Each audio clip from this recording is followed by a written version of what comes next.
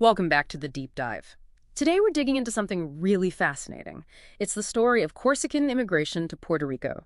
We'll focus especially on one family, the Olivieris, and how their journey kind of mirrors the island's own transformation. Our mission here is to unpack that history, maybe find some surprising connections, and really understand how this group's resilience shaped things. Absolutely. And it's more than just dates and names, isn't it? It's about a deep, profound shift. We're talking demographics, the economy, the culture itself. It was really transformative for Puerto Rico. Okay, so let's kick things off with Corsica. Why leave? What was going on in the 19th century that pushed people out? Well, it was pretty tough. Corsica had a turbulent history, The landscape itself, parts are quite arid, water wasn't always plentiful. Right. And then economically, especially after France took over in 1768, things shifted. Their merchant marine sector, which was important, had to look elsewhere, westward, basically. So a definite push, but you mentioned a pull factor too, something from Spain. Exactly. This is where it gets really interesting. Spain issued the Real Cedula de Gracias in 1815, a royal decree of graces. Okay. It was strategic. Spain wanted to strengthen its hold on its remaining Caribbean colonies, like Puerto Rico, so they offered incentives. Incentives like what? Like land, for starters. Yeah. And they offered something called a Carta de Domicilio, pretty much right away if you were European Catholic and swore loyalty. Think of it as immediate residency. Wow. Okay. And then after 5 years, you could potentially get a Carta de Naturalización, full citizenship. And crucially, they published this decree in Spanish, English, and French. They were actively trying to recruit. So geopolitics literally opened the door for these Corsican migrants. Directly. It created this perfect alignment of push from Corsica and pull from Puerto Rico. And Puerto Rico itself, it wasn't entirely alien territory for them, was it? I read something about the landscape. That's right. There was this surprising familiarity. The island, especially the southwest, is mountainous, fertile. Geographically, quite similar to Corsica, actually. Ah, so they felt somewhat at home. And that must have helped with their agricultural skills. Immensely. It played right into their strengths. And this is where we see their incredible impact on the coffee industry. Right, the coffee connection, that statistic is amazing. It really is.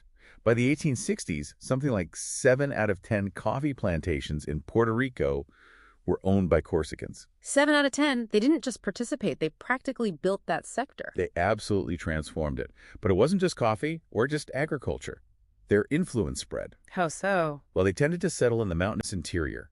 Towns like Yauco became major centers of Corsican life. Yauco, el pueblo de los Corsos, right? The town of the Corsicans. That's the one. You can imagine it feeling almost like a little Corsica, transplanted. They brought their culture, their work ethic, and they got involved in everything: education, journalism, politics. They fostered a sense of solidarity. Even the architecture shows their influence, like the Casa Francesca and Tongiorgi. Okay, let's zoom in now on that family you mentioned, the Olivieri family. Their name sounds Italian, but they're strongly Corsican. Yes, the roots are Corsican, specifically from villages in Cap Corse like Luri and Tomino. Despite the Italian-sounding name, their identity was firmly Corsican. And they spread out across the island. They did. They established roots in Yauco, Guayanilla. That's where Domingo Olivieri Antonjorgi set up Hacienda Tono, actually named after his hometown. Oh, wow, a direct link back home. Exactly. But also San German, Coamo, Villalba. They moved around, which is part of their interesting story. There's an internal migration within Puerto Rico. So tell us about some key figures. Domingo, the founder. Domingo Olivieri Antonjorgi, yeah. He arrived around 1830, a key merchant and hacendado, a plantation owner. Really foundational. Okay. But then you have Manuel Olivieri Sanchez, born in Yauco, but his path led him further afield. Where did he go? To Hawaii, believe it or not. After Hurricane San Siriaco devastated Puerto Rico, many Puerto Ricans went there for work. Manuel became a civil rights activist there, fighting for U.S. citizenship for those Puerto Ricans. From Yauco haciendas to Hawaiian civil rights. That's quite a leap. It really is. And then there's Felix Olivieri Cervoni, another major coffee guy, this time in Villalba. He even issued his own fichas. Fichas, like tokens. Yeah, like private currency for use on his hacienda. It shows their level of self-sufficiency and economic influence in their local areas. So across generations, you see this pattern, starting in agriculture, then moving into civic leadership, activism. And diversifying further. Later generations moved into the arts, education, social sciences. Think of Emmanuel Olivieri Robert, the musician, or Luis Fernando Olivieri Robert, the historian. It's a classic story of upward mobility and adaptation. It really paints a picture of how immigrant contributions evolve over time. Definitely. This whole story, the Corsican migration and the Olivieris within it, it shows how these things come together. Hardship back home, specific opportunities abroad like the real cedula, and just sheer entrepreneurial drive. They didn't just fit in, they actively reshaped the society they joined. Fundamentally reshaped it. The Olivieri family's journey is such a powerful lens for seeing that immigrant resilience in action. So, thinking about all this, Right. what's the takeaway for now, listening right now?